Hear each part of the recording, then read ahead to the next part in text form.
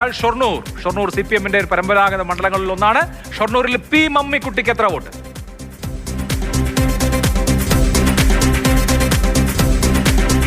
64.04, rank 90. Shoranur പോലൊരു മണ്ഡലത്തിൽ അത് കുറച്ച് കുറവാണ്, മോശമാണ്.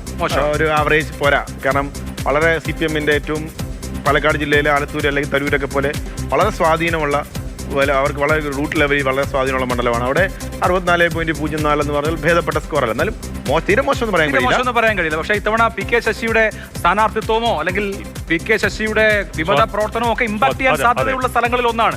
ഒറ്റപ്പാലം പോലെ തന്നെ ഷൊർണൂരും ഇമ്പാക്ട് ചെയ്യാൻ സാധ്യതയുള്ള സ്ഥലമാണ്. പിന്നെ സ്ഥാനാർത്ഥി ആര് എന്നുള്ളത് വളരെ കൗതുകമുള്ള ചോദ്യമാണ്. MR മുരളിയുടെ പേരടക്കം ചർച്ചയിലുണ്ട്. അതുകൊണ്ട് ഷൊർണൂരിനെ സംബന്ധിച്ച് ഇനിയും ഒരുപാട് കാര്യങ്ങൾ വ്യക്തമാവാനുണ്ട്. അതുകൂടി വ്യക്തമായിട്ട് നടത്തുന്ന സർവേയിലെ ഒരു കൃത്യമായ ചിത്രം കിട്ടും നമുക്ക്. അതുകൊണ്ട് ഇപ്പോഴത്തെ നിലയിൽ, അതായത് ഫെബ്രുവരി 16 മുതൽ 26 വരെയുള്ള കാലാവസ്ഥയിൽ എന്താണ് ഷൊർണൂരിന്റെ മനസ്സിലെന്ന് പരിശോധിക്കാം.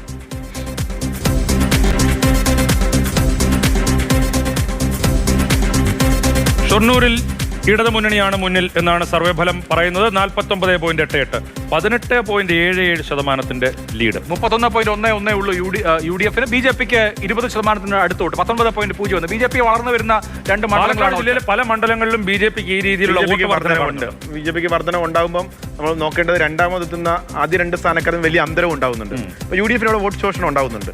അതാണ് ഇത്രയും ലീഡ് ഉയർന്നു വരാൻ. അല്ലെങ്കിൽ ഈ പറഞ്ഞ ലീഡ് ഉണ്ടാവില്ല. അപ്പോൾ UDF-ന്റെ ആദ്യ രണ്ട് മുന്നണികൾ തമ്മിലുള്ള വ്യത്യാസം പരിശോധിക്കുമ്പോൾ ഒന്നാമതെത്തുന്ന ആളും രണ്ടാമതും തമ്മിൽ വലിയ വ്യത്യാസം ലീഡിൽ വരുന്നുണ്ട്.